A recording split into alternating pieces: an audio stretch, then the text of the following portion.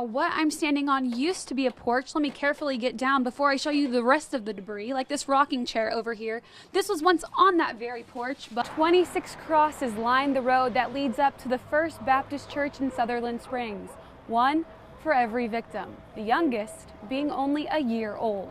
Here in Texas, and so far there's already a record number of registered voters. In fact, just over 15 million. Walked into this bank, pulled out a gun, and demanded money. Now take a look behind me. You can see the police say it's easier than you think to avoid distracted driving. Just turn off your radio and keep your eyes on the road. This weekend, we're enjoying the first days of December with sunny skies and temperatures in the upper 70s. We're getting a look at the new wing of the Austin Animal Shelter, which now in its final stages of construction. This really affects our children. What do you have to say to people that might not understand? They're complicit and they need to understand that. Police say everybody on board evacuated once the flames were. The hotel says they have no association whatsoever with the suspect. The damage, however, has already been done. You can hear the trees snapping, the telephone poles popping. You can hear transformers blowing. It was pretty bad. Hurricane Harvey devastated many areas across the Lone Star State, including the streets George Escobedo takes to work in Victoria, Texas. We've seen a couple of close calls. We've seen a couple of incidents. The furniture hut where George works stood strong against the winds. The traffic signals in front did not. It was predicted, but we never thought it was going to be this bad. The traffic delays and unsafe driving conditions left residents feeling overwhelmed, until a sense of hope paid a visit. Thank you. The city of Austin sent workers and signal technicians from the transportation department to help prepare the signals and morale. We have a whole bunch of people out there right now as we speak. They're fixing the lights, and that's a good thing to know because we got to get back on our feet. Almost immediately got a response back from the city of Austin that they're putting a crew together, we're going to work through it, and so within 2 days, you guys were here to help us out. City manager Charmel Garrett says the damage done to most of the intersections and stoplights is a safety concern for everyone that passes through Victoria.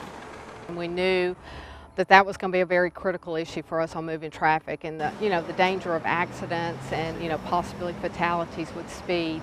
With the signals back up and blinking green, the city is heading down the road to a full recovery. It's hard for these people that they lost their homes or homes are damaged. I think it's a blessing that we didn't have any loss of life. It can become very emotional and overwhelming when you think about what people are willing to do for strangers. And George isn't hitting the brakes either, thanks to the extra helping hands. It's all about the people. It's all about Texas Strong. Jessica Taylor, ATXN.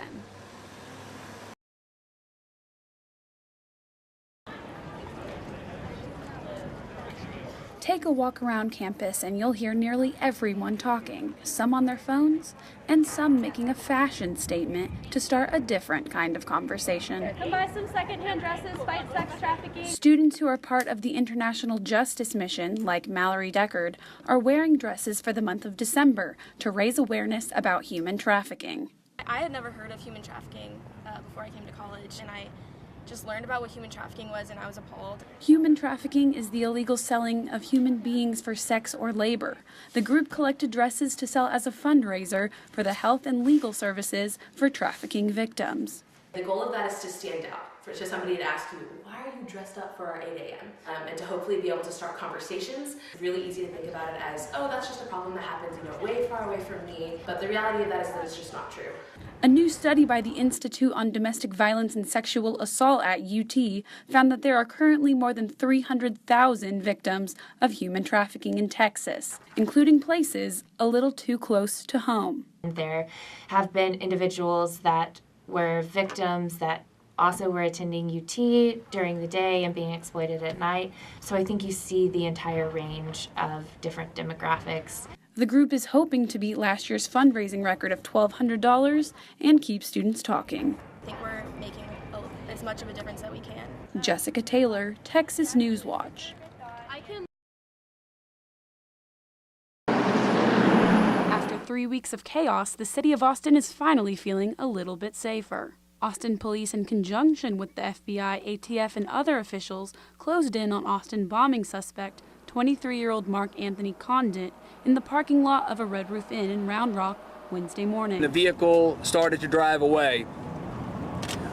We began following the vehicle, again waiting to get the tactical vehicles here so we could make a stop. Police say Condit is responsible for the 5 explosions in Austin that killed 2 and left several others injured.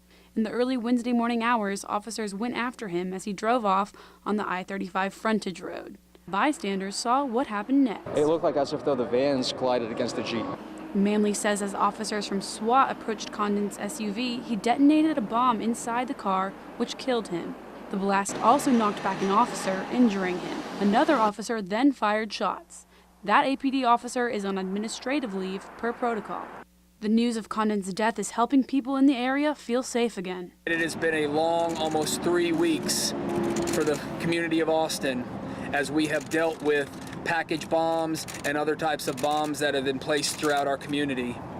We have seen members of our community that have lost their lives and others whose lives have been forever changed. Chief Manley, to you and to your officers, to this literally army of both neighboring cities and state and federal agencies, thank you.